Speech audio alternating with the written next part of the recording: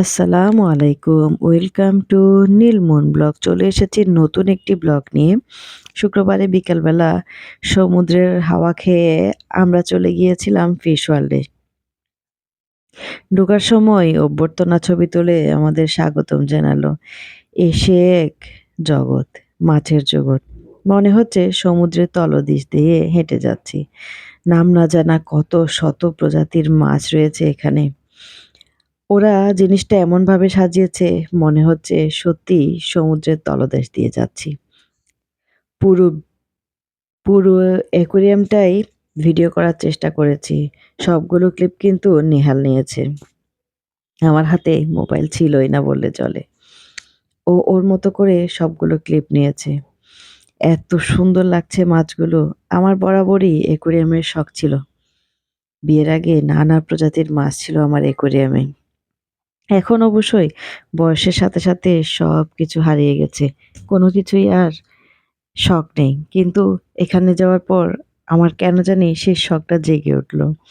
অদ্ভুত রকমের সুন্দর লাগছে। লাইটিং গুলো আধো আলো আধো ছায়া, লাল নীল কত রকমের লাইটিং। তার মাঝখানে মাছগুলো খেলা করছে। এত বেশি ভালো লাগছে যেটা বলার মতো না। কত শত প্রজাতির মাছ। মাছগুলো মনে হচ্ছে আমরা ঠিক সমুদ্র তলদেশ দিয়ে হাঁটছিলাম। মাথার উপর দিয়ে বড় বড় শার্কগুলো যখন দৌড়ছিল, অদ্ভুত একটা ফিল আসছিল। একটা ভৌতিক ফিল আসছিল। বড় বড় লবস্টারগুলো দেখছিলাম। এতদিন উম জিওগ্রাফি চ্যানেলগুলোতে দেখেছিলাম। এখন সরাসরি দেখছি লবস্টারগুলো কিভাবে হাঁটছে। গা ছমছম একটা অবস্থা। খুবই ভালো লাগছিল। অ্যাঞ্জেল ফিশগুলো আমার অ্যাকুয়ারিয়ামে ছিল। অনেক বছর তো অ্যাকুয়ারিয়াম ছেড়ে দিয়েছি। হঠাৎ করে অ্যাঞ্জেল ফিশগুলো দেখে সেই স্মৃতিগুলো মনে পড়ছিল। অ্যাঞ্জেল ফিশ, গোল্ড ফিশ আরো কত নাম না জানা মাছ, কত প্রজাতির যে কাঁকড়া রয়েছে এটা জেনেই অবাক হলাম। প্রতিটা কাঁকড়ার জন্য ওদের বেঁচে থাকার জন্য সেভাবে পরিবেশ তৈরি করেছে। এই অ্যাকুয়ারিয়াম ফিশটা যে আবিষ্কার করেছে, যার মাথায় এই ইউনিক বুদ্ধিটা এসেছে, সত্যি তার প্রশংসা করতে হয়। সমুদ্রকে যেন হাতের মুঠোয় নিয়ে এসেছে। চোখের সামনে যেন সমুদ্রের তলদেশের সবকিছু দেখতে পাচ্ছি। অদ্ভুত একটা ভালো লাগা কাজ করছে। কত প্রজাতির মাছ। একটা মাছ আমার বেশ অবাক লেগেছে, কুমির মাছটা। মুখটা হচ্ছে পুরাটাই কুমিরের মতো আর বডিটা হচ্ছে মাছ। আর অক্টোপাসের কাছে গেলেই কেন যেন আমার গা ঘিন ঘিন করে ওঠে। এই জিনিসটা আমার একেবারেই অপছন্দের। আর নেহাল বারবার আমাকে এখানে নিয়ে যাচ্ছে আর আমাকে এই অক্টোপাসটা নিয়ে খেপাচ্ছে।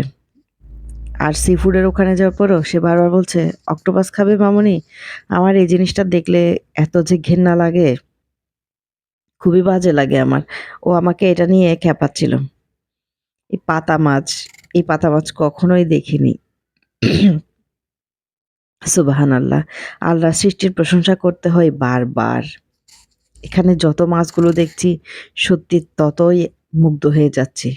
সৃষ্টিকর্তার যে লীলা বোঝা দায়। উনি কিভাবে যে মাছগুলোর জন্য পরিবেশ সৃষ্টি করেছে, মাছগুলো কত প্রজাতির মাছ রয়েছে, সত্যি অবাক হয়ে যাচ্ছি আমি দেখতে দেখতে।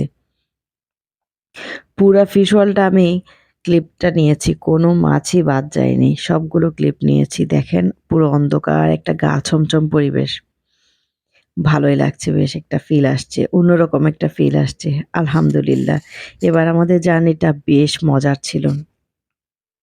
শত ব্যস্ততার মাঝেও এটুকু সময় বের করেছে, আমাদেরকে সময় দিয়েছে, এটার জন্য আলহামদুলিল্লাহ। বেশ উপভোগ করেছি। হয়তো একা গেলে আগে একা উনি আর আমি গেলে হয়তো এতটা ফিল পেতাম না। এখন নেহাল মুনকে নিয়ে যতটা ফিল পাচ্ছিলাম। ৩ তলায় এসে নেহালের বায়না ছিল ও এখানে গেম খেলবে। ওর আবদার রাখলাম। এখানে গেম খেলেছে ও। তারপরে এখান থেকে কিছু কেনাকাটা করলাম। কিছু পার্লের জিনিস কিনলাম। পুরা যেন একটা সুপারমার্কেট। বেশ ভালোই লেগেছে। তো এই ছিল আমার আজকের ব্লগ। সবাই ভালো থাকবেন, আমাদের জন্য দোয়া করবেন।